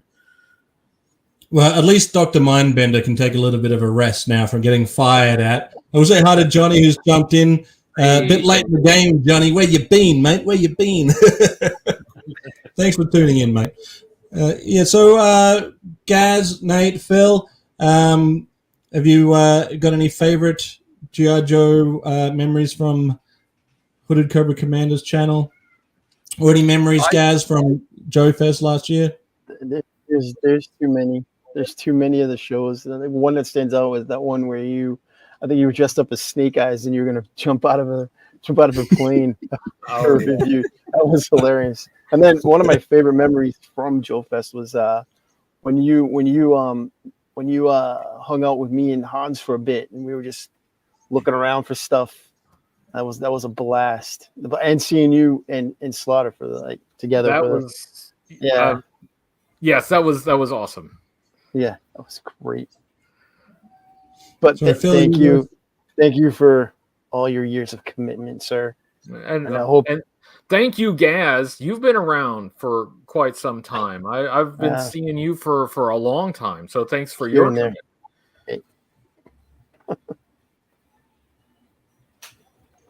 Gaz is like the security blanket in the chat section. Yeah. Especially in the early days of YouTube when I was still trying to find my feet watching people's channels. I remember watching the one that you collaborated with Steve from G.I. Joeberg, where he's dressed up as who was it again? Not Ambush. The one with the green painted face. Oh, Hit and Run. Hit and Run. Yeah. Right, he dresses up as Hit and Run. You guys are doing a backwards and forwards about Alpine versus Hit and Run. But I remember watching some of those early videos, and Gaz was the guy that was always in the chat. And you know, if Gaz was there, then you're in good company. Yeah, yeah. It's like, The show didn't start until Gaz shows up. I will say that if it wasn't for you, Eddie, I wouldn't have known anybody, because it was through you that I met Joburg, Zazel, all these guys. You're the catalyst, sir. And the Joburg guys are great. Like this is what I'm talking about. Like there are some amazing creators just that are fans doing things for G.I. Joe. I know that there's G.I. Joe happening now with the classified series and all that, but for a long time there wasn't. There was just us. But I think it says a lot about the passion of the fan base and how much, you know, it's influenced us and how much we still love it, that there were more people coming on and creating really cool content, even when Hasbro wasn't doing anything with it. So that is true. That's one thing that I was always grateful about Cobra Convergence, is because it also it turned me on to people who were out there creating. So it was a chance for me to learn, you know, who's out there and who's doing what. So yeah, the fantastic guys. Stephen from, the whole G.I. Joburg gang. I got to meet them when they went to Chattanooga for JoeCon. Really cool guys. So TJC with a comment down here saying, Brian, you are one of the pillars of the Joe community. Legend. Agreed. Absolutely. Definitely one of the pillars. And you'll throw in Form BX. Oh, why do I always forget the numbers at the end of that? But you know who I'm talking about. Yeah, Form BX 257. Right, and it was also Half the Battle Timmer. Yes. That you three came together to create Cobra Convergence. Yeah, there was much less G.I. Joe presence on YouTube at that time. And Form BX 257, Kevin, he's the first person that I found. Right. And then shortly thereafter, I found Timmer. And then Timmer was like funnier than me, so it kind of pissed me off a little bit at first. But then, you know, I kept watching. But then, like, I had the thought that, like, these guys are out there kind of on their own little island, you know, just kind of doing their own thing, and nobody works together. Nobody does any crossovers. Nobody does anything together. So I started by sending them messages and or posting comments on their videos, asking if they would ever want to collaborate. And they both said yes, they would. And so after that, it was, you know, we were just off to the races. We did the first Cobra Convergence in July, but it was just one day, and it was just the three of us. The previous July, I did a Cobra month, just Cobra month, because I hadn't reviewed any Cobras for a while, so I thought, well, let's just do a bunch of Cobras. So for the second Cobra month, I wanted to surprise people. So, like, at the end of the month, the week before we were going to do this collaboration, we did this kind of sketch video, like this little introduction that was a parody of Mask. Right. That's how it started. It was just the three of us. And then the next year, you know, there was Joburg and some other folks, and then each year it just kind of grew. So yeah, that's how it started. And what I'm thrilled to see now is that everybody's working together. You know, everybody's like showing up on each other's shows. This would have inevitably have happened without us. It's not like we invented, you know, collaborations and crossovers. Yeah. But I'm thrilled to see that that's really catching on, and that people really are working together in ways that when I started out, it didn't happen very much. I was just going to say, you've opened up opportunity, like for a channel like myself. I don't just do G.I. Joe stuff. I'm a bit of a G.I. Joe noob myself, and so someone suggested that I join Cobra Convergence. I think Zazel maybe 2 or 3 years ago, and yeah, you just welcomed everyone into the lineup, Brian. So yeah, you just made everyone feel welcome, and I don't think it matters what size the channel is or what our backgrounds are, and what we do, whether we fix toys or collect toys or whatever. You're very much happy to have us on board. So yeah, thanks for all of the work that you've done, definitely with Cobra Convergence. Thanks for being in. And yeah, I wasn't looking for like channel size or subscriber count. I want to see somebody who is contributing something, and that's what kind of draws me to channels. Like, I don't ever pay attention to a subscriber count when I decide to watch somebody's channel. I'm interested in the person. What is the person doing? So that was always my criteria. And it's selfishly, it's benefited me because I've been able to get to know a lot of really cool people. When you look for really cool people, surprisingly, that's what you find. So I've been very fortunate. Well, I don't know how many cool people are hanging out with us right now, but we appreciate being known amongst them. We'll say hi. Speaking of cool people, Joe Recondo is listening from his truck. An absolute legend. And thanks for tuning in, buddy. And Anthony Shortbox, good morning, world. Good morning to you. It's evening for me and Phil and Nate at this neck of the woods, but thank you for tuning in. We appreciate it. So, Nate, you're not only are you new to G.I. Joe, and we try to show you a few things on this show. I don't know how well I do at it, but this year is your first go at doing a G.I. Joe / Cobra video for Cobra Convergence. And if I solo you, I'll see if we can get a good look at that new logo of yours in the background. Whoop. Cobra Blue, Cobra Convergence 8. Yeah, get your phone out. Do it Gaz style. There it is. Look at that. That is perfect. When's your video coming out, Nate? That'll be on the 14th. Sunday the 14th. Yep.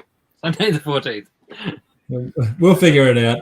Yeah. And the link is in the description for all of Cobra Convergence. The calendar is there. Some are the dates now set, Brian, for those ones? Have they all been changed and adjusted and so forth?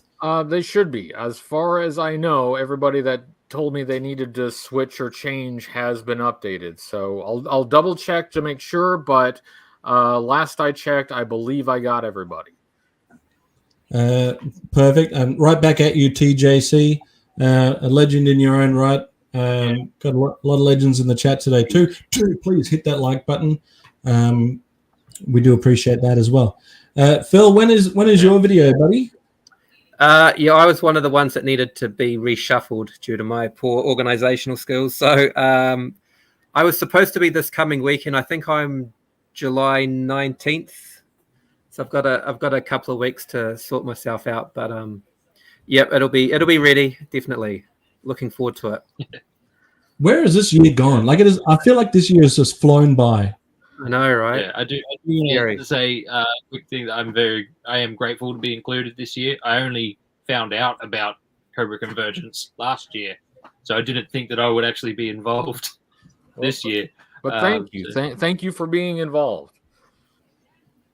And I can just say, as a viewer, thank you very much. Yes, awesome. As a viewer, this is like my favorite month. Cobra Convergence. It's the greatest. Oh yeah. I really hope it goes well. Obviously, I'm not taking as active a role as I normally would, but people still seem to be getting in and still wanting to do it, which I'm very grateful. I have apologized. I think I did a whole lot of apologizing at Joe Fest to basically everybody I saw. That I didn't it didn't come off this year quite the way I intended it to. But I thank everyone for still being involved and still doing their part. It's really heartwarming to see. Everybody still cares and still wants to do it. So thank you for being in. Thank you for everyone that's in, and thanks to everyone who watches, because I think getting some eyeballs on all of these creators is what keeps the community healthy. We have a huge variety of voices, a huge variety of interests, and different approaches to this thing that we're all, talking about. And having that diversity and that variety of voices, I think, is healthy. So thank you, everyone who watches or listens to a podcast, or is in the audience for any of the Cobra Convergence presenters, is helping keep that community healthy. So thank you to everyone. It really does mean a lot to me. And you don't have to be part of the official Cobra Convergence lineup, right? You can put up your own Cobra Convergence video whenever you want to in this month. And chances are we will find it, we will watch it. One of my favorite memories, Rob Vegas, July 4th, one of my favorite memories of Cobra Convergence is that when he wasn't officially in, he is now, but when he wasn't officially in the lineup, he did a Cobra video for every single day in July for Cobra Convergence. Yeah. I thought that was That's one way I found some of the folks who got on the calendar, is because people just jumped in and did it. So that was really cool. Yeah, I'm also looking forward to finding a lot of new channels, and this is usually the time of year that I do. I often do go out hunting for channels that I haven't seen before, and this is a good excuse to do that and get some great Cobra content while you're at it. So yeah, keep on collecting. You guys could definitely do a Cobra Convergence video and throw it in there as an unofficial, although still official. It's not that formal, right? It's not that formal that it has to be official or unofficial. If you want to do one. We'll check it out. And yeah, check out TJC's as well. There's so many great people for this year. And we don't know what's going to happen next year, but I have a feeling, Brian, that the ball's going to keep rolling. And that's I hope so. I'm gonna try to touch base with everyone, before it needs to ramp up for next year, and see how everybody feels about it. I would love for it to carry on. I would be remiss if I didn't thank Toy Polloi for help with the logo. So that was very helpful. So thank you, Toy Polloi. And Toy Polloi is a great channel and a really great guy. So thank you very much for that. But yeah, I hope it continues. Whether it continues or not, we still have this. We still have what we made, right? We still have what we created, and that is out there for all time. But it would be really cool to see it continue. Look, GeForce Racing's only gone and done it. You know what that means. Because knowing is half the battle. Space Commander. Space Commander. Yeah, look, I don't know. We got a whole month of Cobra Convergence 8 to worry about. We don't have to worry about what's coming next year. I'm just saying that I'm almost certain there's no way people are going to let it go. When July hits, it's Cobra Convergence. And I think it's got many more legs on it. Like a snake, many more legs. Hold on a second here. I got to check something. Because I'm having. Can I just interrupt, guys? I have to love you and leave you. I've got to hit the road to get my little girl ready for tomorrow. So I'm sorry, that's not allowed. Yeah. Oh, okay, all right. No, I'll allow it this time. All right, guys. Phil. Okay, bud. She definitely doesn't want to go to bed. No, Dad, please, I don't want to go. I'm watching Cobra Convergence. Dad, it's Cobra Convergence month. I don't want to go to bed. I think, if I remember right, I was just trying to check, and of course, this is not going to make it easy. that Major Blood. I think the Cobra month that I did before Cobra Convergence, I think Major Blood was the first figure that I reviewed for that. So, we're full circle now. Full circle. That's it. I didn't plan that. I don't do any planning. If anyone knows anything about me, it's very unplanned. But I hope you've had some fun hanging out with us. I mean, some people have so much fun watching they don't want to go to bed. But we appreciate it. Gaz, you know what I'm thinking, Gaz? Because we've got Shoot the Shit, we'll do another Shoot the Shit this month. I can't remember if we're doing one tomorrow or not. But I reckon somewhere along the line this month we'll do another Cobra Convergence on Shoot the Shit, just to keep the going, keep the Cobra going. Nice. We can do Cobra theme thing all month. Well, yeah, what? Yeah, why pick a day? Let's just roll with it, and then same with us, Nate. If we come back again for O-Ring a Bell, we'll keep the Cobra going. But you know what that means, Brian. You got to keep yourself available for a few more live streams this month, bud. You got to get on. You got to get on with us for Shoot the Shit. You got to come back on with us for O-Ring a Bell. I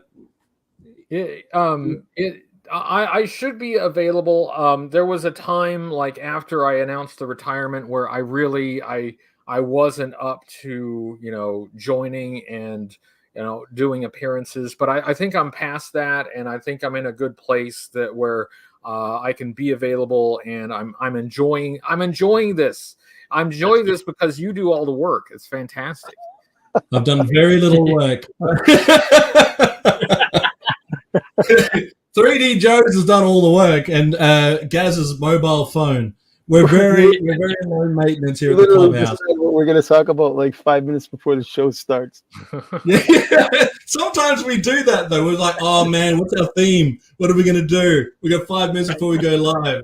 Quick, put a thumbnail together. My burning question about Major Blood is I believe Michael Bell did the voice for Major Blood in the cartoon series, and I was always curious like what you guys thought of the accent that he did. Good Australian accent or best Australian accent?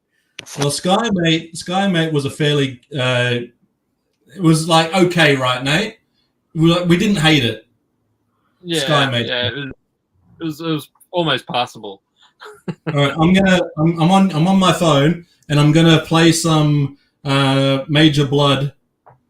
I might get copywritten, but Nate, because you haven't heard it, I'm gonna play some Major Blood, and you give us a thumbs up or a thumbs down on the accent, okay? Yeah. Before I do, I'll give us a point of reference by playing the Skymate clip again. This is Skymate. G.I. Joe will be right back. G.I. Joe will be right back. All right, so here we are with Major Blood. Is it going to do it?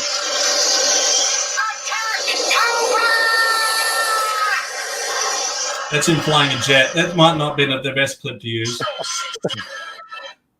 That was good. That was great. Nailed Here it. we go. Major Blood. Oh, do us. Stop the attack! Get Senator Roman's General Guard! They'll make mighty good hostages from Cobra. Yeah, that's not too bad. I've definitely met people that sound like that. So I don't know what that sounded like for you guys, but that was killing my ears. But that's because of my technology, though, not the voice acting. But I thought it worked. It was okay. I don't think it was too bad. I grew up out in the sticks. There's plenty of people that sound like that. True. A bit South African. I don't know. I know 3 guys that don't sound anything like Major Blood. But yeah, I mean, it's not bad. Like it's 80s/90s how they think we sound. It's not as bad as that Simpsons episode, and I do love that Simpsons episode where they go to Australia. But it's the best Simpsons episode. it's not bad, right? Prime Minister. Hey, Rob Vegas dropped in. We were just talking about you, Rob. we were just talking about that time that you did Cobra Convergence, Cobra character every day blew my mind. And if I scroll back up here, we found your where was it? Rob Vegas was. Can never find anything when I want it. Rob Vegas, July 4th. Hit you for the 4th of July. Independence Day, fireworks. And Major Bludd. Cobra Convergence be with you. That's great. I don't want to sing it, but thanks, Johnny. Live long and prosper. So if you, no pressure to come back, Brian, but I reckon we're probably going to commit to the bit and do a lot more Cobra Convergence videos this month. Absolutely no prep though. No prep, no pressure. We're definitely not, we're just a place to hang out. And Brian, I would say that you are an official Clubhouse member and are welcome here anytime. You know what we need to do? We need to get some badges sorted, right? Yeah, badges. You don't even have to pay dues. This is great. We don't need stinking badges. We don't need no stinking. Yeah, that takes except for that one right there. Yeah. Just maybe Space Commander badge. Maybe Space Commander caps can be the official swag of the Clubhouse. Not a bad idea. Yeah. We need, it's like I just said we're a casual hangout. I'm like, now we need badges. We need a uniform. Everyone forward. We wear our casual uniforms. We're gonna be dressed like this in a year's time. Yeah, we will. By the club, bud. By the next show, Zazel, I expect you to come with a full club constitution, and we will assign roles. We need club president, treasurer, publicity officer. That's right. Yeah. Our bag's not being the treasurer. You got to keep wearing that hoodie, though, Nate. Commit to that bit. You know what? I don't know if you remember last year, Brian. I had a full face. It was like sunglasses, but with a full face shield. Yeah. I'll see if I can dig that up. Again, and I'll wear that for the next one. Not for the whole thing. It's hard to breathe in. It's really weird. It was good. It was good for. You know what, Kimberly? If you want to join, you can keep the minutes. Could you imagine having to keep minutes for a live stream that you could watch at any time? Are we talking about the Super 7 O-ring figures? No, but we should. In fact, I've got a Super 7 link. I didn't put it in the chat, but I'd be happy to talk about Super 7.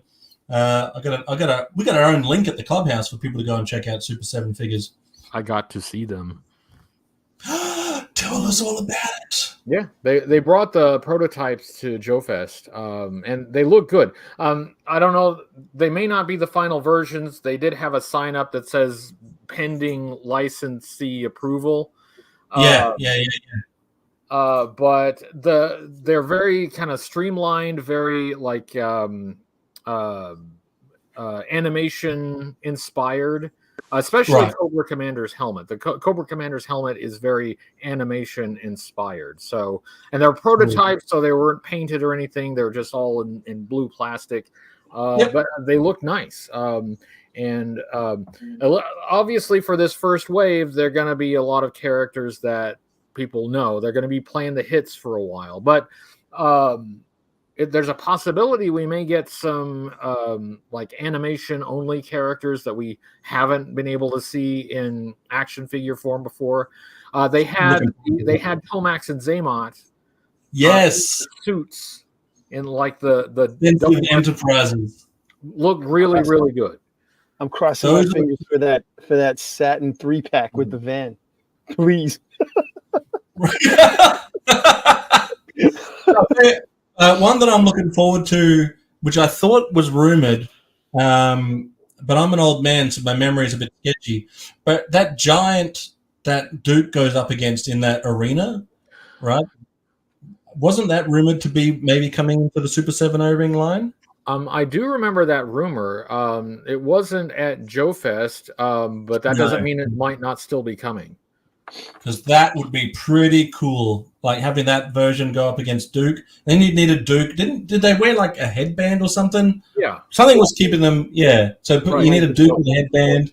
We put that little slit of gold underneath to stop the. That's right. Yeah. So I'm all right with them checking off some of the hits, right? As long as they give us some other characters that sort of are lesser known or only in the cartoons or had a specific look in the cartoons. Like I could handle another Duke if he was wearing his winter coat, right? That would be pretty cool. I think they'll come out with the basic guys, right? And then they'll throw in the other ones. I mean, they did for the reaction line. They did the guy who saved Snake Eyes in the Winter Forest. Yes. Wanted that set so badly with the dog sled. Yeah. It's not too late. I'm gonna get it. I'm sold. That does seem to be what Super 7 does. So I think, especially if this first wave does well, that's probably what they have in mind. That seems to be their MO. Might actually get the Pythona. Huh? Ooh, yes, that seems like a no-brainer. Or a Nemesis Enforcer that's actually like bulky and can take on the Sarge. A cartoon accurate Sarge. Classified is dipping its toe into Cobra Law, so it could happen.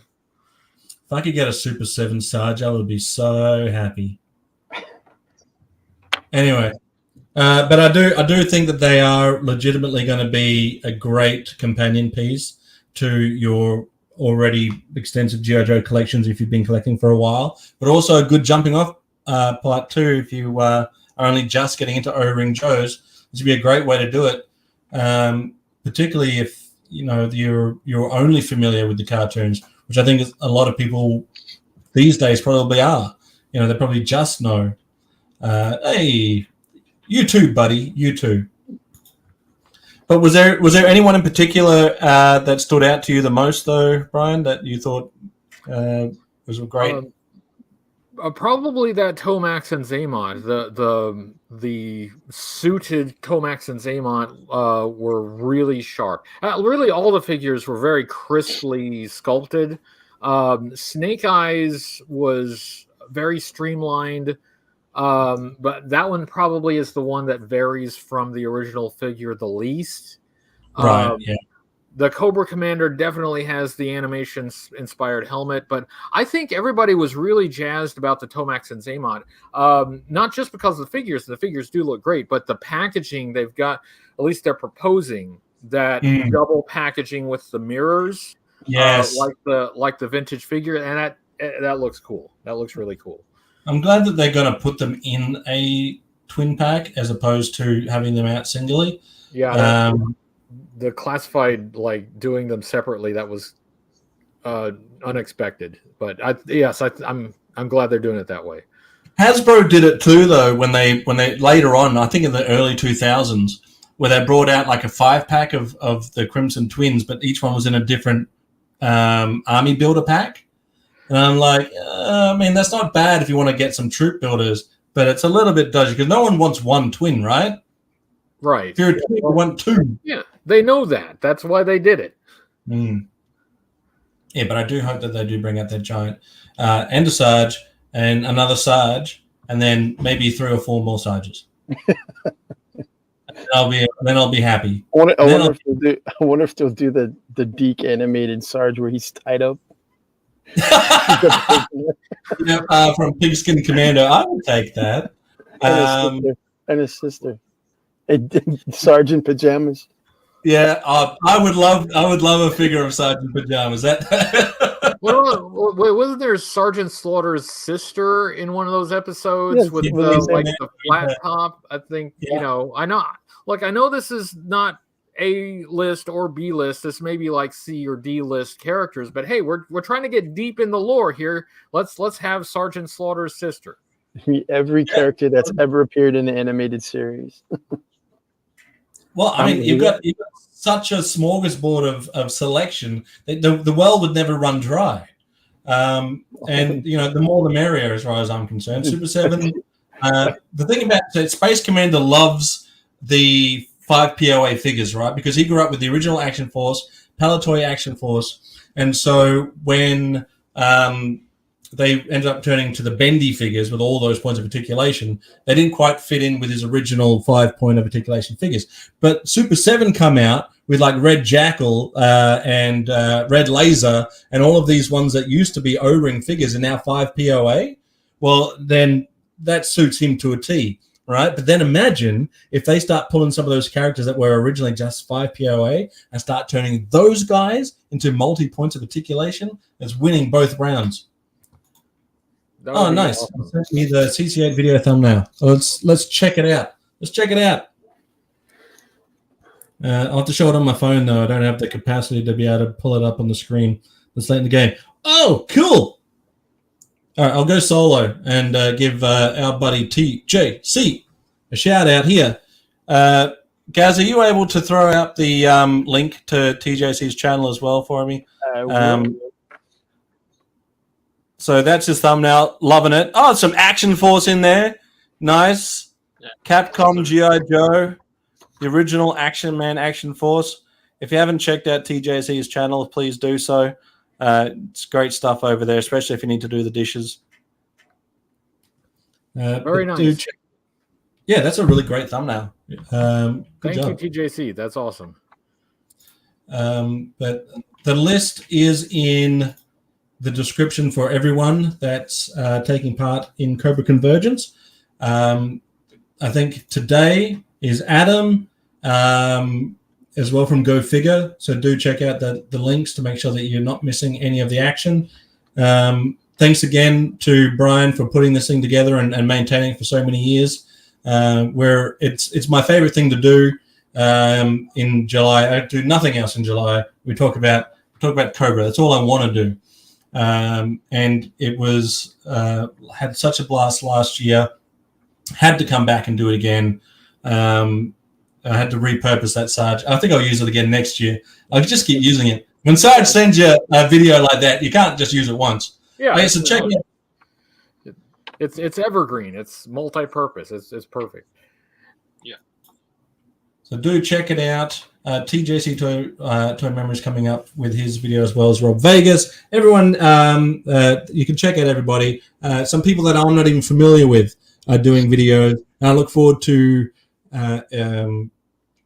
finding them and checking them out and finding some new buddies on the internet. Well, we're at the 2-hour mark now, and some of us have got to get to bed, and some of us probably have to get to work. But thanks again, everyone, for hanging out. Brian, thank you very much for hanging out with us. And now being an official Clubhouse member, I'm going to hit up Adam after he's come back camping to get you a proper character logo for the end credits. So hopefully when Adam is back from camping, he can animate a little character for yourself. Look at that. That kitten's like, we have had enough of this, Brian. It's time to go. He's not the Messiah. He's just a very naughty boy. Yeah. All right. Well, okay. He just couldn't. He's a publicity hound. Look at this. Yeah, for a kitty, he's a publicity hound. Yeah. All right, and with that, thank you everyone that was watching. Do check out the links. Don't forget to like, comment, and subscribe. Is clamping, yeah, it's glamping. But thank you very much. We're got to find the right outro video. You're not in the outro video at the moment, Brian, but you'll be in the next one now that you're an official member. With that, we'll give a Yo Joe a full force. And because it's July, we're all going to give it a Cobra. All right. See you later.